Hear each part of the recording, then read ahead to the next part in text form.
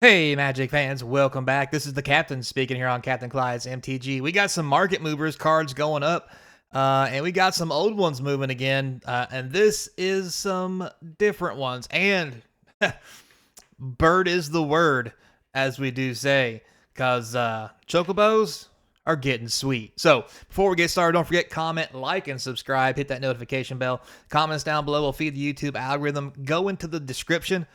There's links down there for eBay, TCG Player, Discord. Come hang out, talk, shoot the crap. Hell, we'll get together on weekends, maybe play a couple games. Not even have to be Magic. We can play anything. Also, down in the description is a link to the Otaku shop. Get you 10% off with the code Capnclyde for all your anime needs. And there's lots of anime needs. Tons. Huge. Large. Anyway, so what are we going to talk about first? We talk about our market movers. Well, we're talking about Chocobos. That's right.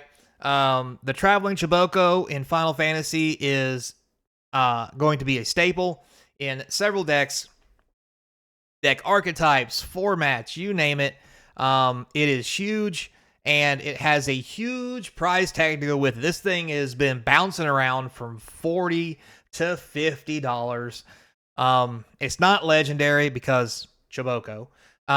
Also, big movers in the market with all the neon inks, especially the serialized cards, the black Choboko, just sweet love of God. And because of that, we've got a lot of bird cards that are starting to spike because, well, you know, Commander likes the bird. Because in Commander, you want to give everybody the bird. So what we're going to do... Oh, sorry, wrong bird. Wrong bird. Don't give them that one. Like this bird. So we have Sans Choboko, a 1-green 0-1 with landfall. It gets a permanent +1/+1 counter. It's a 1-drop. Amazing. This is even seeing standard play. Limited all-star. You've got other cards that generate birds. You have just the bird tokens. Every Choboko is basically a 2/2 that when a land comes into play, it gets +1/+0, which is not bad when you're making tokens.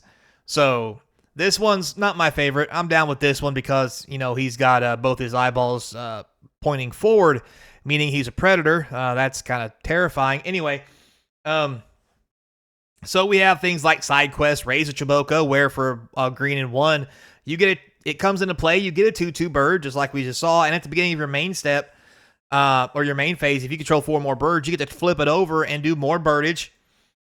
Very sweet. Also, we have other good things like Gasha Greens, make a 2/2 bird, has flashback for 7. A little steep on the flashback, but hey, 2 mana 2/2, you do what you can.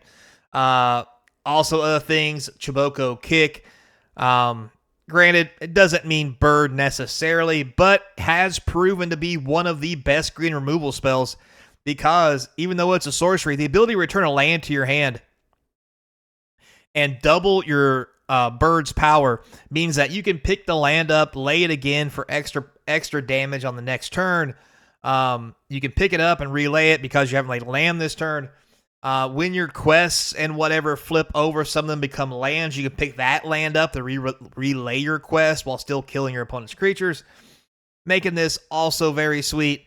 Choco Comet. I mean, you have 2 red and X, where it deals X damage to any target as a sorcery and makes a bird. So for 2 red, you get 2/2 bird. Or if you want to spice it up a little bit, put a little extra mana in there, especially late game. Ugh. So with that said, what we have spiking is things like Flurry of Wings from Alare Reborn.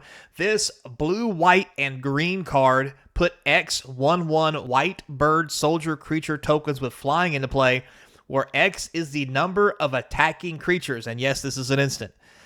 This is very good when you swing in with all the bird armies that are 2/2s, and your opponent's going to block to kill off your tokens. That way he can kind of soak some damage up. In the meantime, you can, voila, make the birdage.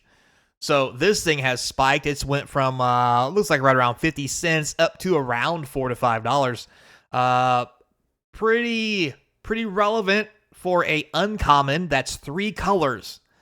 Yeah. I mean, a little steep. Now, other cards that are seen to spike because of this are also Perch Protection. And this thing is seeing a spike. This thing was $1. It's up to 5 or 6. I think the foil's an ungodly amount, 8, 9, 10. I don't remember by the time I filmed this. This is a commander card from Bloomborough for 2 white and 4 colorless instant. You can gift an extra turn. Ugh. I mean, whatever. But it lets you create 4 2/2 blue bird creature tokens with flying. If the gift was promised, all permanents you control phase out. And until your next turn, your life total can't change. And you gain protection from everything. But then you get to exile Perch. This is Teferi's protection with backup. And huge in commander.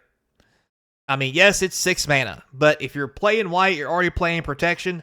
Why not have 2 and gifting your opponent an extra turn? Well, let's be fair.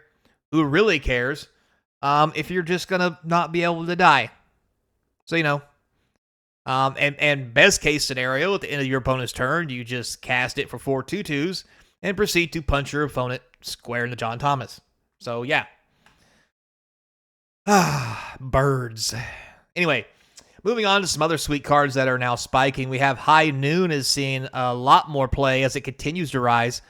The white and 1 enchantment from, oh my god, I'm having a brain fart. Outlaws of Thunder Junction. Woof, read the screen.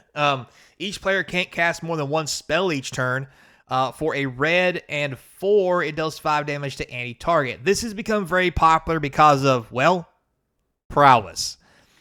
And the just amazing resurgence of prowess onto not just standard, but modern, pioneer, and everything else showcased at the Pro Tour. And we'll get into that in another video on how, well, we're going to have to ban some shit come this next Monday. Shit's got to get banned because it's getting out of hand. So, yeah, this thing has went from a quarter all the way up to $5 including shipping. Holy shit. That's insane. So, yeah. Now, also with that being said, other things that are spiking because of the same reason. Kessick Flame Breather, red and 1 for a 1/3. Whenever you cast a non-creature spell, it deals 1 damage to each opponent. This is spiking because of prowess decks, making this card do tons of damage. You can see here, this particular copy of it was around $150. It's now around $5. This is from Double Feature from Innistrad. This is really the expensive one. The normal one's relatively cheaper. But hey, if you're going to play something like this, you might as well play the cool version, which makes this card a little pricey. So, Vivi here is the reason for all of these shenanigans, in case I keep talking about Vivi, especially with the prowess decks. If you didn't know, Vivi is a red 1 and blue for an 0/3 for 0, not even tapping, just whenever. You can add X mana of any combination of blue or red, where X is Vivi's power. Activate only during your turn, and only once. Now, whenever you cast a non-creature spell, you put a +1/+1 counter on old Vivster, and it deals 1 damage to each opponent. So, you literally can lay this on 3. If it doesn't die, which it probably won't, on your next turn, you proceed to cast 2 or 3 spells, put 3 counters on this thing, make it a 3/6. Now it's fucking huge. And it's giving you 3 mana a turn, and shit's getting out of hand. Fast, quick, and in a hurry.